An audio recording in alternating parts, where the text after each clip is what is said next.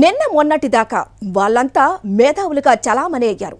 సమాజంలో పెద్ద మనుషులుగా నటించారు. సరిగ్గా ఎన్నికల వేళ జేబులో దాచుకున్న జాలిం లోషన్ బయటకు తీసి చూపెట్టడం మొదలుపెట్టారు.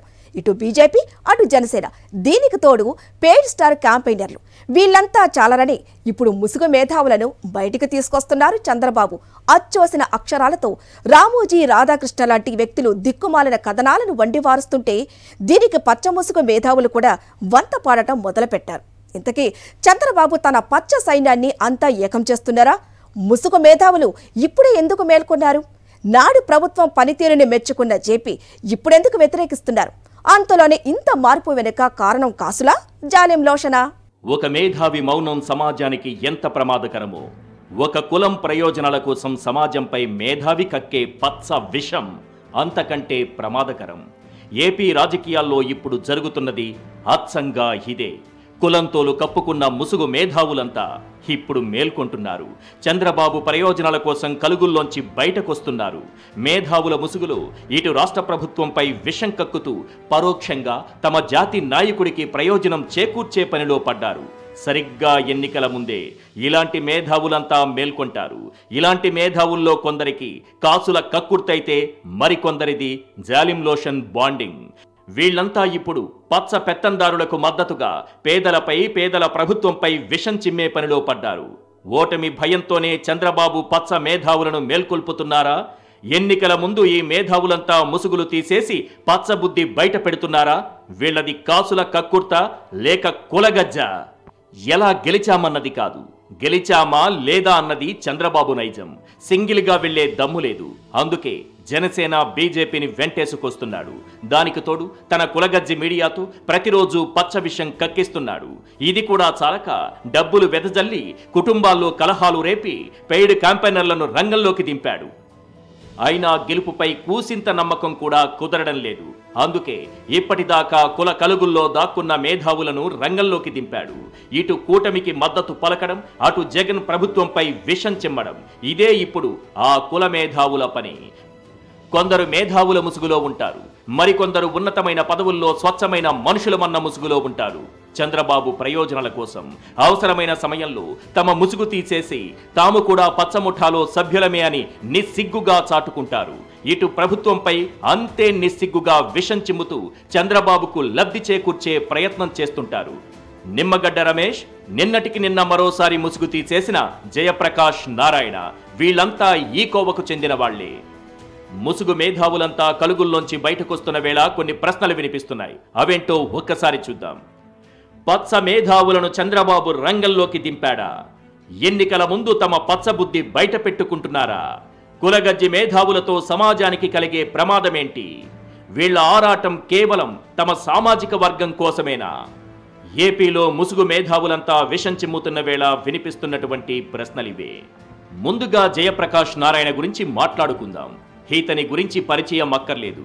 మాజీ ఐఏఎస్ అధికారి, లోక్సత్తా పార్టీ పెట్టి సమాజంలో ఒక మేధావిగా చలామణి అవుతూ వచ్చే వ్యక్తి. అవినీతి రహిత సమాజం గురించి, కులరహిత సమాజం గురించి అప్పుడప్పుడు స్పీచ్లు కూడా ఇస్తుంటారులేండి. తాజాగా ఈయన గారు ఏపీలో కూటమికి తన మద్దతు ప్రకటించారు. అభివృద్ధి సంక్షేమం కోసం పాటుపడే వారికి ఓటేయాలంటూ పిలుపునిచ్చారు. ఇలా బాబుకు మద్దతిస్తున్నందుకు తనపై కులముద్ర వేస్తారని, అయినా రాష్ట్ర భవిష్యత్తు కోసమే ఈ నిర్ణయం అంటూ పెద్ద పెద్ద నీతివంతమైన డైలాగులు చెప్పుకొచ్చారు. ఎవరు ఎవరికైనా మద్దతివ్వచ్చు, అందులో తప్పు లేదు. కాకపోతే ఆ సమయం సందర్భాన్ని బట్టి మద్దతు కోణాలు బయటపడుతుంటాయి. ఇప్పుడు జేపీ ఎలియాస్ నాగభైరవ జయప్రకాష్ నారాయణ చౌదరి గారిని నేను కొన్ని ప్రశ్నలు అడుగుతా. ఆయన ఎలాగో స్వయం ప్రకటిత మేధావి కాబట్టి సమాధానం చెబుతారో లేదో చూద్దాం. జగన్ సీఎం అయిన తరువాత పాఠశాలలు బాగుపడ్డాయి, పిల్లల చదువులు బాగున్నాయి, ఆసుపత్రులు బాగున్నాయి, వైద్యం బాగా అందుతోంది, అభివృద్ధి పరుగులు పెడుతోందంటూ స్టేట్మెంట్లు ఇచ్చింది మీరే కదా నాగభైరవ జయప్రకాష్ నారాయణ చౌదరి గారు. మరి ఇప్పుడేమైంది? అంతలోనే ఇంత మార్పుకు కారణమేంటి? పేదలు బాగుపడటం మీకు నచ్చడం లేదా? పేద పిల్లలు ఇంగ్లీష్ మీడియంలో చదువుకోవడం మీకు నచ్చడం లేదా? నాడు నేడు పేరుతో బడులు బాగుపడటం మీరు చూడలేకపోతున్నారా? ప్రభుత్వ ఆసుపత్రుల్లో పేదలందరికీ ఉచితంగా కార్పొరేట్ వైద్యం అందించడాన్ని మీరు సహించలేకపోతున్నారా? ఈ రాష్ట్రంలో దాదాపుగా 30 లక్షల మంది పేద కుటుంబాల సొంతింటి కల నెరవేర్చడం తట్టుకోలేకపోతున్నారా? గడిచిన 75 ఏళ్లలో ఏ ముఖ్యమంత్రి ఆలోచన చేయని విధంగా 950 కిలోమీటర్ల తీర ప్రాంతాన్ని అభివృద్ధి చేయటం మీ దృష్టిలో అభివృద్ధి కాదా? అందులో భాగంగా ప్రతి 50 కిలోమీటర్లకు ఒక పోర్టు లేదా ఫిషింగ్ హార్బర్ ఏర్పాటు చేయటం డెవలప్మెంట్లా కనిపించడం లేదా?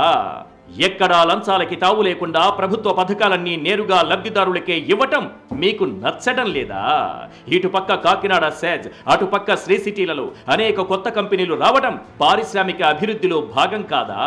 ఉద్దానం సమస్యను పరిష్కరించడం, భోగాపురానికి ఎయిర్పోర్టు రావడం, రాష్ట్ర తలసరి ఆదాయం పెరగడం, 16 లక్షల మంది కొత్తగా ట్యాక్స్ పేయర్లు పెరగడం, విద్యా వైద్యంలో మన రాష్ట్రం దేశంలోనే నంబర్ 1 స్థానంలో ఉండటం మీకు నచ్చడం లేదా? జేపీ అలియాస్ నాగభైరవ జయప్రకాష్ నారాయణ చౌదరి గారు, మీ దృష్టిలో రాష్ట్రం ఎలా ఉంటే నచ్చుతుందో తెలుసా? విద్యారంగం, వైద్య రంగం, విద్యుత్ రంగం లాంటివన్నీ ఒక కులం చేతిలోనే ఉండాలి. పేద ప్రజలకు మీ పెత్తందారుల ఇళ్ల పక్కన చోటు లేకుండా చేయాలి. దోమల మీద దండయాత్ర చేయాలి. పుష్కరాలకు లైట్లు, రంగుల పేరుతో రాష్ట్రాన్ని దోచుకోవాలి. రాజధాని పేరుతో రియల్ ఎస్టేట్ వ్యాపారం చేయాలి. అలా దోచుకున్న డబ్బులతో ఓట్లు కొనాలి. కేసులు లేకుండా వ్యవస్థల్ని మేనేజ్ చేయాలి. ఇలాంటివైతే మీకు బాగా నచ్చుతుంది, అంతేనా? మేధావి ముసుగేసుకున్న నాగభైరవ జయప్రకాష్ నారాయణ చౌదరి. ఇక మాజీ ఎన్నికల కమిషనర్ నిమ్మగడ్డ రమేష్ కూడా ఈ ముసుగు మేధావుల్లో ఒకరే. ఎన్నికల కమిషనర్గా ఉండగా కరోనా సాకుతో స్థానిక సంస్థల ఎన్నికలను ఆపేసి బాబు కోసం పనిచేసిన అపర మేధావి. ఇప్పుడు సిటిజన్స్ ఫర్ డెమోక్రసీ అనే సంస్థను ఏర్పాటు చేసి ప్రభుత్వంపై బురద జల్లడం, వీలైతే కోర్టుల్లో కేసులు వేయడం, ఇదే పనిలో బిజీగా గడిపేస్తున్నారు. ఆయనకు చంద్రబాబు ఇచ్చిన టాస్క్ అదే. మరి ఒక్కటి మాత్రం నిజం, ఓటమి భయంతో వణికిపోతున్న చంద్రబాబు పచ్చ మందని పోగేస్తున్నారు. నరాన పచ్చరక్తం పారుతున్న రాక్షస ముఖ మొత్తం కుట్రలతో కుతంత్రాలతో ఏకమవుతోంది. నిన్నటి దాకా వేసుకున్న మేధావుల ముసుగు తీసేసి ఒక్కొక్కరుగా పచ్చబుద్ధి బయట పెట్టేస్తున్నారు. సమాజం ఏమైపోయినా పర్వాలేదు, తమ సామాజిక వర్గం మాత్రం పచ్చగా ఉండాలని తపిస్తూ చంద్రబాబుకు కొమ్ము కాస్తున్నారు. నిజమైన మేధావుల మౌనం ఈ సమాజానికి ఎంత ప్రమాదకరమో ఇలాంటి ముసుగు మేధావుల మాటలు నమ్మడం కూడా అంతకు మించి ప్రమాదకరం.